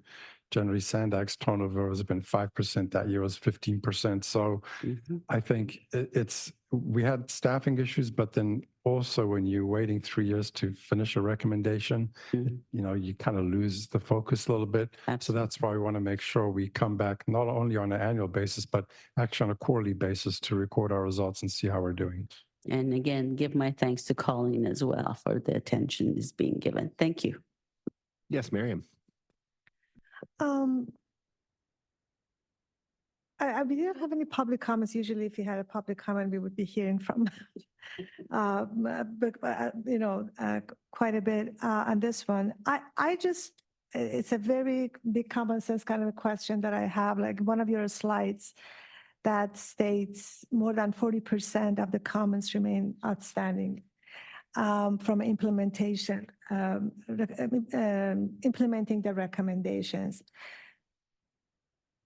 This is like, if it goes on a paper, like someone says, well, SANDAG ignored 40% of the recommendation. I'm concerned about that. So my deeper question on that one is are these the kind of recommendations that sometimes they are beyond your ability to implement? We have, costs rising that because of it, you cannot implement the projects. There's things that are beyond the control and there are those that can be implemented, but were not. Can you shed light on that one? Sure. I think any auditor is trying to suggest recommendations that are implementable, relevant. They're going to improve the program. So we try not to recommend anything that's, world peace or something that we all want, but just can't happen easily. So all the prior recommendations are in areas that we feel are implementable. Some of them might take time, like Andre says. In the past, there's been ones that related to performance measurement. It's a performance audit. We're performance auditors. We want to look at not just output. Great, you said you put a managed lane, but why did we do that? We're trying to reduce congestion.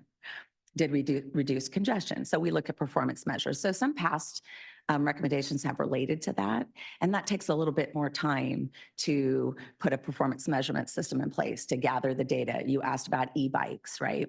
A lot of the data comes from the CHP and the law enforcement citations.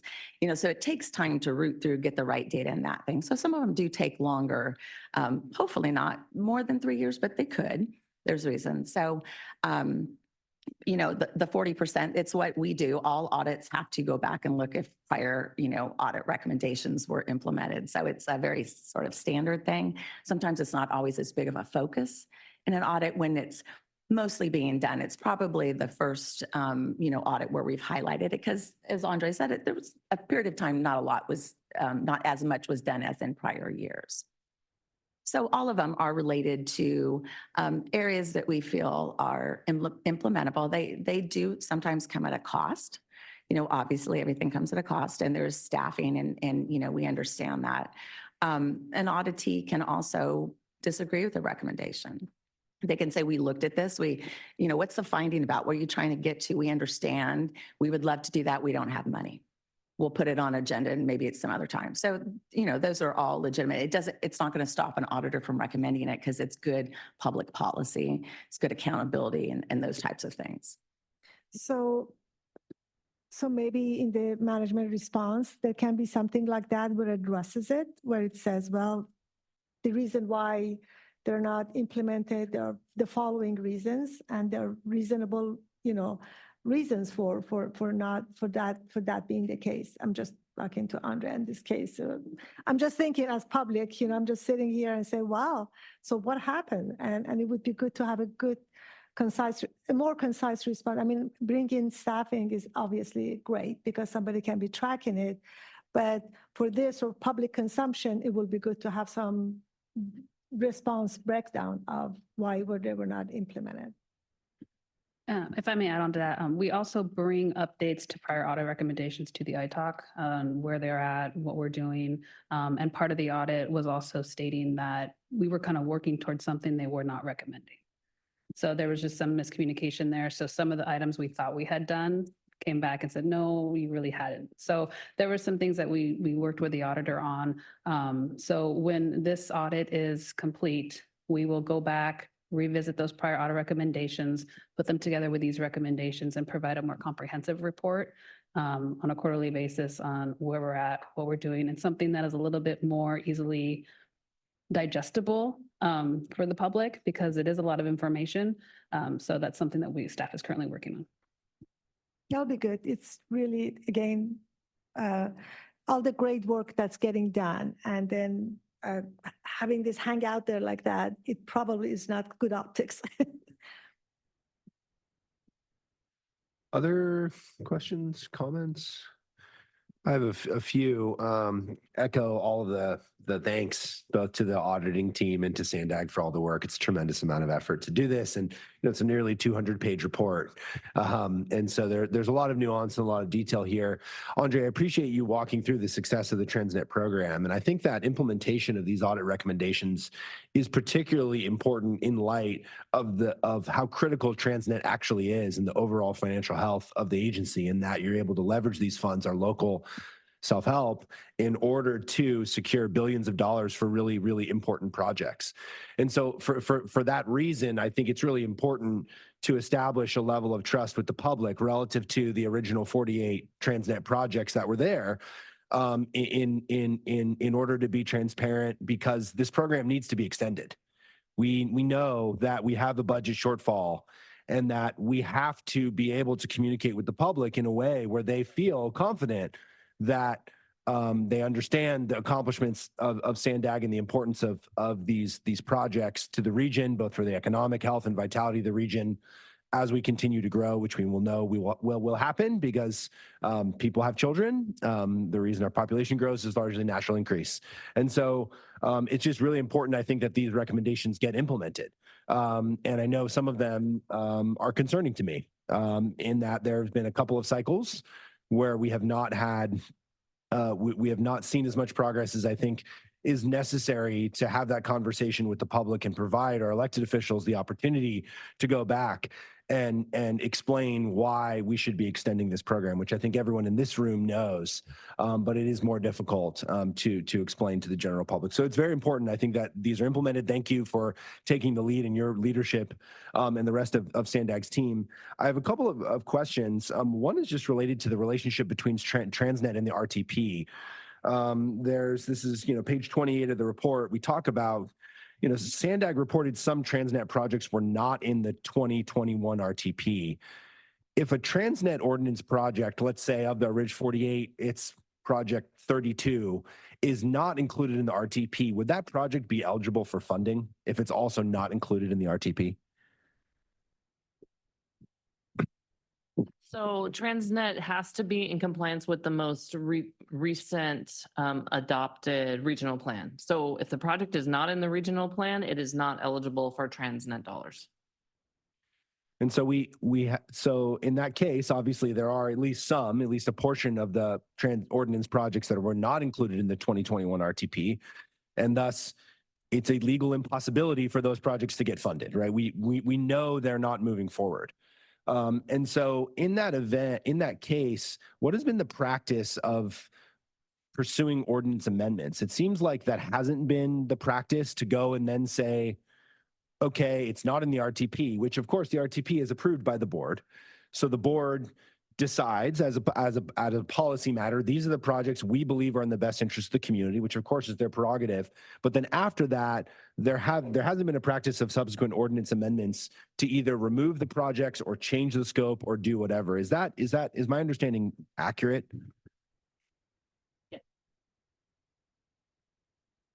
Sorry, we have not brought back an ordinance amendment to update the expenditure plan set of projects that matches what is in the regional plan for 2021. And as a matter of procedure, I don't know if the RTP is similarly adopted by ordinance. Perhaps it's not that sort of legislative action that the board takes, more of a legal nuance. But is there any reason why, alongside the adoption of the new RTP, there could not be concurrent amendments to the TransNet ordinance to make sure that these two documents are reconciled? Is that possible? Perhaps I'll take that one, Chair. It is procedurally possible, recognizing that there are different voting standards applied to each. So you'll recall that the ordinance requires a 2/3 vote, whereas adoption of the RTP does not. Thank you. Yeah, that's an important nuance. Okay, and then finally, just I think that the key recommendations were related to the status. Well, two things. One is related to the status of the projects. It was concerning to me that there was so much confusion about what was complete and not complete. And in our previous triennial performance audit, there were projects that were marked as complete that were now, 3 years later, marked incomplete. So I would just really encourage staff to look at how we understand completeness. And I think most people, understand that as being the project is open for travel and is fully constructed, not some segment or some component piece of the overall project has been completed, which I know that if you are in one department in the organization, you may only be looking at one component piece of the project. But I think that it is important to be very clear about what's completed and not completed for the board. I don't know that they're aware of the nuances about how duties are distributed throughout the agency. And so when you hear complete, you think, I can go drive on it today, or I can bike on it, or whatever it is. And then finally, the recommendation related to really developing a methodology for making modifications to the scope, to the location of these projects, I think is really important to establish credibility and transparency with the public as well, which is that as these things change, and they will change, they necessarily will change as funding eligibility changes, TransNet is it's an important, but it's relatively small piece of the overall stack of the overall pie. And so leveraging those dollars, as we've done very successfully, makes a lot of sense. But there will be changes. But when those occur, it would be great to be able to explain how those decisions were made. And to have that discussion transparently, amongst the board. And I would encourage you to bring these items to the board, to require them to have these tough conversations about what is changing and why it's changing. And often there are, of course, divergent priorities across our region. This is the United Nations of San Diego County, right? And what somebody thinks in Vista or Oceanside is very different from what the city of San Diego, their policy priorities may be and their political perspectives. But we should be forcing them to have those conversations, because instead, often these things happen perhaps at the direction of the board or with the consent of the board, but it's not discussed in public. And these priorities are then staff ultimately takes the brunt of, these things have changed and there's good reasons for that, but it's not discussed in an open session format. So I would encourage you to develop that methodology. And if there are board members that want to prioritize certain projects at the expense of some other project, they should duke it out in public, in my view. Okay. Yes, Sunny. I do want to piggyback. First of all, thank you. Great comments. I really appreciate that. And Berlin, I didn't quite understand your response.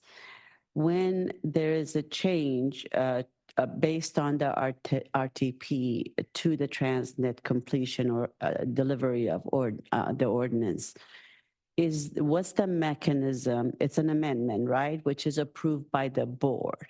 So why is it that that can't be done on a more regular basis? I didn't quite understand. Oh, I apologize if I wasn't clear. There is no barrier to doing it on a regular basis. I was just trying to point out sort of procedurally, there is a difference in the voting standard. Yes. So that the outcomes may not align because of the difference between the 50, the majority for adoption of the RTP versus 2/3 for any amendments to the ordinance. Okay, but is there a policy for SANDAG to at least maybe every few years or a couple of years?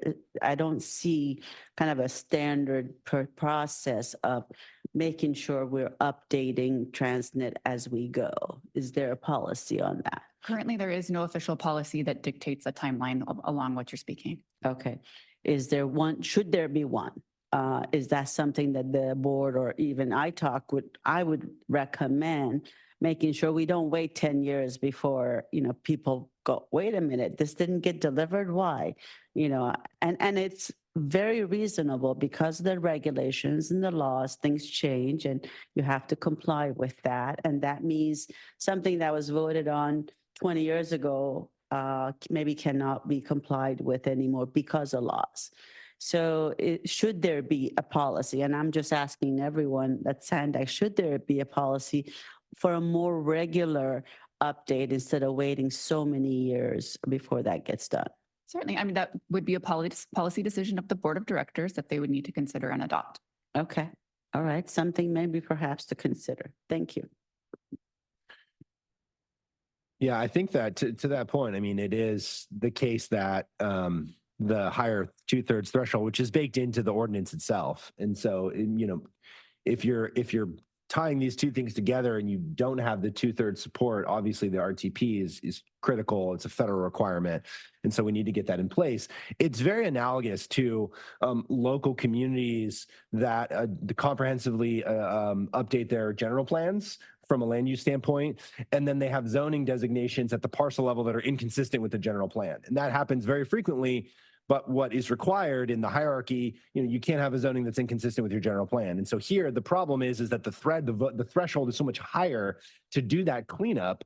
There may not be politically feasible, at the board level, which is a challenge for sure. It's baked into the ordinance. I think there's a number of things structurally here that we'll mention to the board when we present this. If there is a future ordinance, and I know there's one currently planned that will be on the ballot, I think that there's been some lessons learned structurally, how to structure that in a way that avoids these potentially irreconcilable conflicts in the future. So Okay, seeing no other comments on that, this is just an item for us to accept the draft report.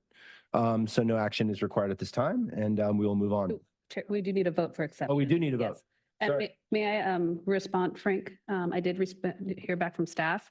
There is no delineation between regular bikes and e-bikes. Okay. But we'll continue to look into that. Thank you very much. You're welcome. Okay, so we do need a motion to accept the draft fiscal year 2024 TransNet triennial performance audit.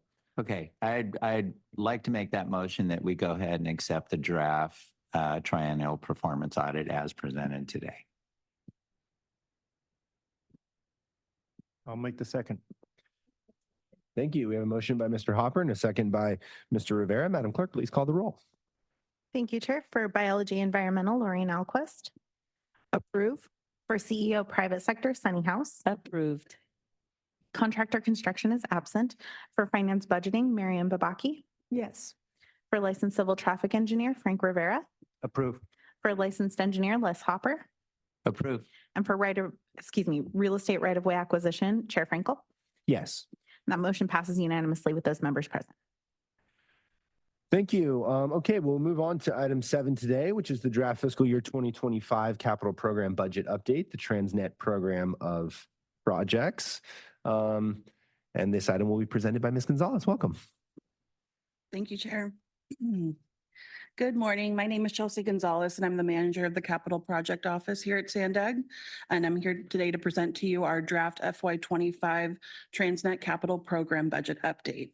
Our draft budget consists of 65 active TransNet capital projects, and these range in various stages of development, from environmental to construction, and this includes our TransNet program of projects, our goods movement program, the bike program, and our comprehensive multimodal corridor plans. So of those, we have 40 active TransNet program of projects, 2 goods movement projects, 20 bike projects, and 3 CMCPs. So again, this just represents the active subset of our projects. We have several other projects in the closeout phase. Our proposed draft TransNet FY25 budget is approximately $8.9 billion. And through this budget, we're proposing an increase of about $97 million. And this consists of an increase of federal dollars by about $24 million, state dollars by about $48 million, and TransNet in the amount of $26 million. And we're reducing our local funds by about $0.3 million. So a summary table of our current approved FY24 budget versus the draft proposed FY25 budget can be found in attachment 1 of this item. And this attachment provides you with the CIP number, the project name, current budget versus proposed budget, and where there are any changes, whether that be an increase or decrease to the budget, we include a reason for that change. And the attachment also notes which phase the project is currently funded through, so whether that be funded through environmental or all the way through construction. Attachment 2 of our report shows the planned milestones proposed for FY25. So currently we are planning, we have 39 milestones planned for fiscal year 25 based on this draft budget. And so on page 1 of attachment 2, you will see milestones planned for our major corridors and goods movement projects. Of the 26 milestones, there are 3 projects, which are shown in yellow, that are scheduled to begin construction. And then we have 2 projects shown in blue, which are scheduled to open to the public. Page 2 provides you with the milestones planned for our bike program. And you'll see there we have 13 milestones planned, of which 6 are planned to begin construction. So between now and May, when we work on our final budget, we will continue working with our various capital program teams to refine their annual budgets. And so the planned milestones that you see today may change slightly depending on project status as we make our final updates. This draft FY25 budget is scheduled to be presented next week on March 22nd to our board of directors.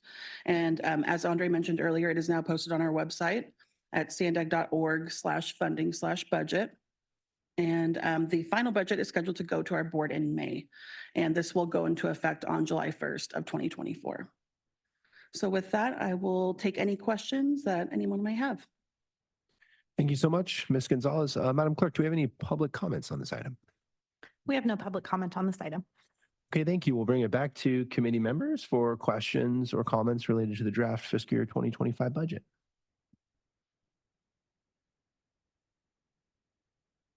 Yes, no, no. Okay, well, this was, I think will be a quick one, Chelsea. It was a good day to come with a triennial and performance audit and fiscal audit, because after spending 6 hours reading a 200-page report, I don't know there was a ton of bandwidth left for others, but I did have a chance to look at the list. There are some really important, excellent projects on there. I appreciate you coming and providing the status of those, and we look forward to hearing about future updates. Yeah. Absolutely. Thank you. Okay. And this was just a discussion item. So we can then move on to item number 8, which is the fiscal year 2023 TransNet Major Corridors and Bikeway Program Project. And this is the annual status report. And this will also be presented by Ms. Gonzalez. Me again. Okay, great. Thank you, Chair. So just a little bit of background on these reports. In the FY 2015 TransNet Triennial Performance Audit, there were recommendations to enhance our project management practices and reporting for our major corridors and regional bikeway program projects. So in response to those recommendations, we developed these annual TransNet program status reports. And the first iteration was brought to you in fiscal year 2017, and we've brought them back annually since then. So in the attachments, attachment 1 is for the major corridors projects, and attachment 2 covers our bikeway program. So these reports touch on various annual performance metrics, such as projects delivered on schedule, projects delivered on budget. We compare contract award versus engineers' estimates, and also bikeway miles constructed. So today I'll be highlighting some of the key points of these reports, and I'll start first with our major corridors report, so attachment 1. So first in terms of leverage funding, again, as Andre kind of mentioned earlier, we do very well with leveraging outside funding sources. So at the conclusion of fiscal year 23, TransNet represented about 28% of our overall program funding. And I will know that the funding amounts that you see here represent funds programmed through the life of the projects and all prior year funding as well, so through the life of the program. So 28% being TransNet, with the other 72% coming from outside sources. So a ratio of about 2.62 to 1. This did increase from the previous fiscal year where we were at about 2.44 to 1. And so the ordinance requires a 1-to-1 match, so we far exceed that goal. Moving down to schedule milestone attainment, you'll see here, we typically report to you on projects advertised and projects open to the public. So projects advertised, we had 2 planned for the fiscal year. However, both were rescheduled. The first being our SR 56 HOV lanes project. There was a delay in the execution of a co-op agreement between the city of San Diego and Caltrans. And so we just missed that milestone, and it was accomplished in July of 2023. So just outside the scope of the fiscal year 23 period. And then the second project, the San Diego Lagoon Double Track Phase 1. This, we unexpectedly had a transfer of the federal lead from FRA to FTA. And so this has delayed our advertisement by a little bit more than a year. So we're kind of still working through that, but the goal is to advertise that project this summer. In terms of open to public milestones, we had 3 planned for the fiscal year and achieved all 3 of those milestones. And then moving on to page 2 of attachment 1, we report to you on our support to capital ratio for our projects that are funded through the construction phase. So looking at updates for fiscal year 23, pretty consistent with the previous fiscal years. The only difference being for projects $100 million or more, a slight uptick up to 42%, but otherwise pretty consistent. For construction contracts, we didn't have any. This metric represents our traditional design bid build projects. So there were no construction contracts awarded that fall into that category for the major corridors program in fiscal year 23. We did have 1 contract awarded for the Otay Mesa East Utilities Improvement Project, but that's not a traditional construction design bid build project. So no new updates for that. And then we did have 1 project that was closed out, 1 TransNet project, I should say, that was closed out in our major corridor section. And you'll see a pretty large gap there. So a savings of 29% on an overall budget variance and 30% on a construction budget variance. This was for one of our legacy projects, the I-15 Express Lane South segment. And so this project began construction back in fiscal year 2009. And so the reason for that sharp decrease when you compare costs pre-construction to closeout is because some of the initial costs budgeted on the project were moved on to new CIPs as we kind of split the project out into additional projects such as our I-15 Mira Mesa direct access ramps and transit stations, as well as our CAP for downtown BRT station. So not really representative of a huge overall project savings, but more so just the splitting of the project scopes for one of our legacy projects. And that captures our major corridors report. I can take any questions or I can move on to covering the points for the bikeway one. To move to the bikeways, and then we can take questions. Absolutely. And then looking to our bikeway report on page 1, you'll see reporting of our bikeway miles first by phase. So at the end of FY23, about 2/3 of our projects were either under construction or already open to the public, with most of the remaining third in final design. So really shifting towards, completion and construction of the program overall. In terms of bikeway miles delivered by fiscal year, no update from last fiscal year. We were at 24.9 open to the public in FY22 as well. However, we did have lots of construction activity ongoing. So there was 11.6 miles under construction throughout FY23, and that was for our Barrio Logan Bikeway, our Border to Bayshore Bikeway, as well as Pershing Bikeway. So lots of activity, just nothing that actually opened to public last year. But we are anticipating our Pershing Bikeway to be open here in the next few months. And then moving down, we do highlight for you the projects that were in final design review with the City of San Diego at the conclusion of each fiscal year. So at the conclusion of FY23, we had projects that were with the city. And so since then, we've had 3 of these that have been fully approved by the city, with 1 on the horizon. So 4 out of the 5 of these have now moved kind of into that final approval stage. So good progress there that we're seeing here in FY24 compared to where we ended at the end of FY23. And then page 2 of this attachment 2, we capture leveraging for the bikeway program. Per the ordinance, there is no leveraging requirement for the regional bikeway program. However, we are still extremely successful at leveraging outside funding. And so this fiscal year, we saw TransNet representing 47% of the program funds, with the other 53% coming from outside federal, state, and local funds. So this was an increase from the previous year where we were at about 50-50 with TransNet and outside sources. And then moving down to support to capital ratio, we did see a slight uptick on both projects less than $10 million, as well as those more than $10 million, which is indicative of increased supporting costs for our capital program and, our bike projects in particular. We do see increased costs for whether that be design review or other extended review periods, environmental policies leading to additional environmental review. So a slight uptick on both of those areas. And then moving down to construction contracts, we had 1 construction contract that was awarded in fiscal year 23. That was for our Border to Bayshore Bikeway. And it did come in 32% higher than our engineer's estimate. And to close out our scheduled milestone attainment for the bike program, we achieved 1 out of 3 planned advertisements for the year. So we advertised our downtown to Imperial Avenue Bikeway. And then the other 2 milestones that were planned, the Inland Rail Trail Phase 3 and Orange Avenue Bikeway, were postponed to either fiscal year 24 or fiscal year 25 due to higher construction estimates with recent escalation or extended design reviews with the city. So we are getting close, or we've actually already advertised the Inland Rail Trail Phase 3 project this fiscal year, and we're getting closer to being able to advertise Orange Bikeway. And we didn't have any planned opening to public, so nothing new to report there. So that concludes my overview of the reports, and I'd be happy to take any questions. Thank you so much, Ms. Gonzalez.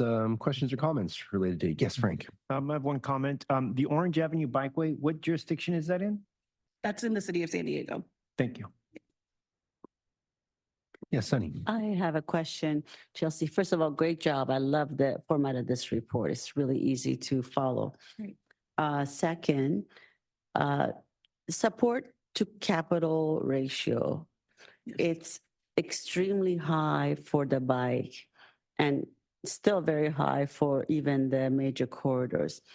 How do you calculate that? Is it based on maybe in a year you have more support upfront cost than construction, or is it's by project, right? It's Yes. so why is it project by so project high? basis, Yeah. the support budget captures our admin budget, environmental, design, construction management, legal, and communication services. So it Mhm. captures all of those phases. It does not include right of way, since that can be very variable based on projects or contingency. But yes, it captures the total of those support phases as a proportion of the capital budget. And so I think a lot of times the reason why we see the bike is so much higher than our other capital projects is because sometimes the capital cost might not be as high, but that support cost can be proportionally higher or just as much as we might see on some of our other highway transit projects. And so, yeah, we take the support to capital ratio for each project and then average it out for the entire program within both major corridors and bikeway to get you these new percentages. How does that compare to industry? She had the same question. That's a great question. I don't know, Omar? Pass it on to Omar, our director. Hi, everyone. Omar. Omar Tay, I'm Director of Engineering and Construction. Industry-wide, I don't know, it really is relative to each community. Some cities are more embracive of bike projects and are more collaborative, and others are, not used to seeing that infrastructure. What we found with our bike projects is that they're extremely challenging. Working with the cities, getting them to do perhaps things that they haven't done in San Diego, but we've done it in Portland or New York City. So there takes a lot of effort on our part to show them that this is a safe and reasonable thing to do. Ultimately, our bike program wants to provide, the best facility possible so that we encourage all ages and abilities. And sometimes that means doing something that hasn't been done in San Diego. So a good example is right outside our front doors, 4th and 5th, the cycle track. So you have, a sidewalk, and then you have the bike path, and then you have parking, and then you have 2 lanes of travel. That's the first cycle track, in an urban setting that we've done in San Diego. And that to get that implemented in San Diego took a lot of effort to show them that this is something that could be done. We showed, different cases around the country, and now it's become, a hallmark project in that our regional bike network all connects to that main line arterial that brings everybody into downtown. And it's very well used. So hope that answers your question. Yeah, so that part of it, you consider really the permitting process to be able to get in the right of way and build that bike, and is, coordinating and working with the city. That's expensive or expensive, too time costly. consuming, and it's not just the city. It could be Caltrans. It's a lot of agencies that we coordinate with, and then once we're out there in construction, we're literally in people's front yards. So there's a lot of, we talk about communication and public outreach. So there's a lot of communication we need to do with the public to let them know what we're doing during the duration of construction. So every step of the way has a lot of effort. I think the one more thing I would add to Chelsea's comments is that larger projects, proportionally, the amount of effort it takes to deliver a small project, the proportionality is higher, right? So these projects are $10 to $20 million projects. Right. If you were to look like a Midcoast or, one of the larger rail projects, when you're dealing with hundreds of millions of dollars, the efforts, it doesn't scale the same way.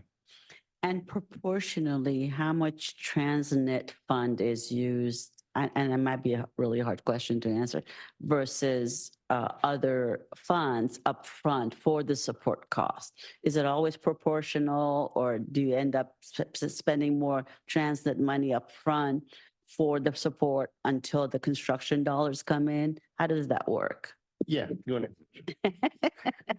It depends. It depends on the project. So there are some projects that have more TransNet than others, but our methodology isn't to front TransNet first and then wait for construction funds. It's just, we fund it by the phase. Sure. And then we fund it and then we wait for the construction to come in.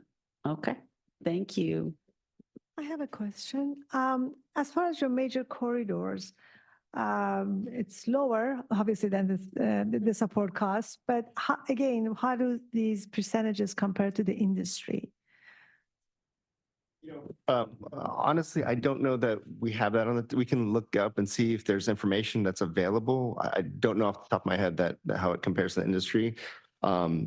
Just for the fear of sounding repetitive, it does really matter by communities because certain cities and certain areas are more embracing of this type of infrastructure. And a lot of times, like some of the cities will implement on their own behalf, and that really streamlines the process. So if you were to look at like a city of Portland, which has a very robust bike program, they do a lot of the work, they self-perform a lot of that work. And so it's a little bit easier, I would imagine, for them to deliver. SANDAG being an external agency, when we are going through the city of San Diego, for example, we go through development services. We're a developer, and we're not a developer, but we have to go through that process, which is pretty rigorous.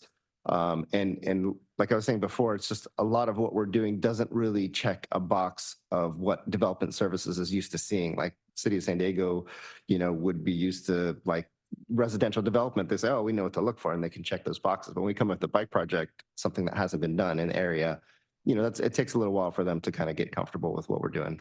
Yeah, my question was about the major corridors. Maybe I should ask Chelsea on that one, as far as the support costs are concerned. How do they compare to the industry?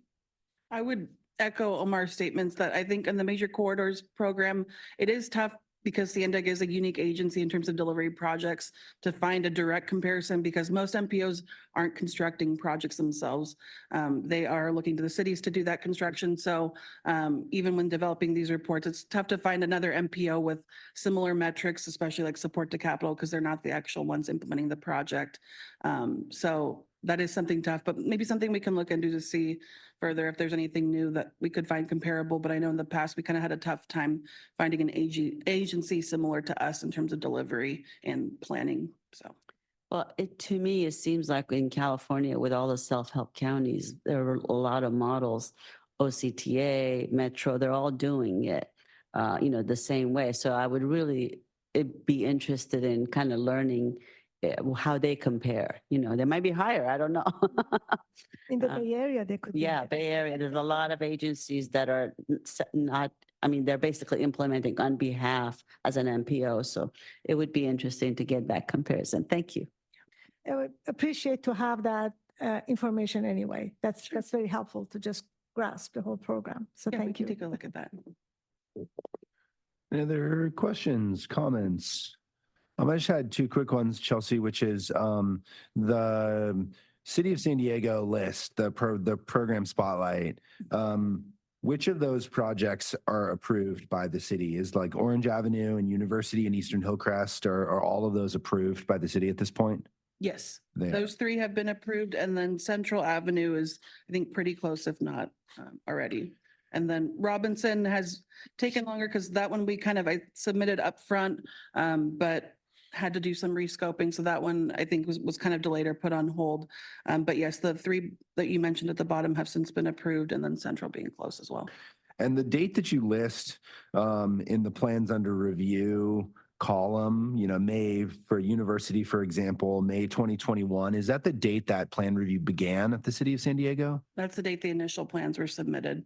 And so for some of these projects, we started with it going through the DSD department and then pivoted to the engineering capital program department. So some of these have pivoted. I know Central went to the public works department. So there have been some ebbs and flows in terms of who's done the review. But yes, these are the dates that the initial plans were sent to the city for. I see. So we have, 2+ years on most of these, 2.5 years plus to get through DSD. And I know that they've spoken to us previously about some process improvements that they were hoping would expedite the process. Obviously now that, typically when you go in private development, there's a standard street section, right, that you get, right? You understand what the standard section is, and you prepare a set of improvement plans, and you're going to go into DSD, and they're going to know, you're going to know, your team will know, and they will know. But now that there's been some projects both implemented, so they understand what these actually look like, both in the field and as part of design. Have you seen those process improvements come to fruition? What's your experience been with the City of San Diego?